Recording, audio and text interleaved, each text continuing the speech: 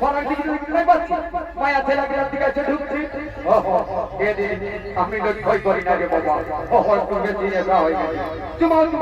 যত মা বাপ আছে তাড়াতাড়ি করে চুমাও রে কথা বেলা খেয়ে যাবে